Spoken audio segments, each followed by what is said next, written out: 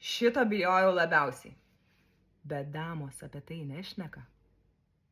Šneka. Ir šneka, ir šika. Atsiprašau už savo prancūzų, bet taip yra. O apie ką noriu pakalbėti, tai yra vidurių užkietėjimas, nes čia yra šalutinis dažniausias efektas, dažniausia problema, naudojant tokius preparatus kaip Mounjaro ar Ozempikas.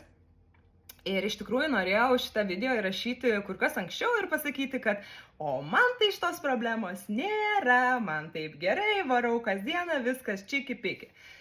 Ką jūs galvojat? Grįžau iš Londono ir kažkas užsirakino. Ta prasme, kažkas pasidarė. Man šiaip ir anksčiau su kelioniam tai būdavo, bet dabar jau taip nemažai dienų ir galvoju, kad kažką reikia su tuo daryti. Tai dabar pasidalinkit savo patirtim ir jūs man patarkit. Ką reikėtų, ar čia reikia griebtis laisvinamųjų, ar užtektų panaudoti kažkokių tai probiotikų, prebiotikų skaidulų papildomai, nes aš namuose turiu tokį dalyką. Čia yra ir pro ir postbiotikai. Sakiau, kad naudosiu, bet kadangi nebuvo problemos, tai nenaudojau, tiesiog aš jį turiu namuose, tai čia atrodo kaip reklamytė, bet jokia čia ne reklama.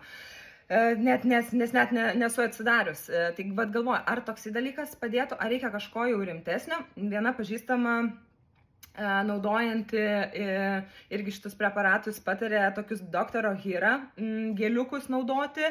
Tai ten toksai visai jau premium dalykas ir man iš pradžių atrodė, kad kam spręsti problemą, kurios nėra, bet dabar jau ta problema atsirado. Tai gal galit pasidalinti savo patirtim, kaip jum yra, arba šiaip tiesiog nebūtinai jūs naudojate tos preparatus, bet žinot, arba esat išbandę labai fainų kažkokių ten skaidulinių dalykų, arba kažkokių tai probiotikų, prebiotikų, patarkit, ar čia reikia, tik esant problemai naudoti, ar reikėtų dabar jau profilaktiškai visą laiką naudoti, kaip čia yra šita tema ir, žodžiu, nesigėdinkim, taip jau yra, visi mes tai darom. Žodžiu, pasidalinkit gerai.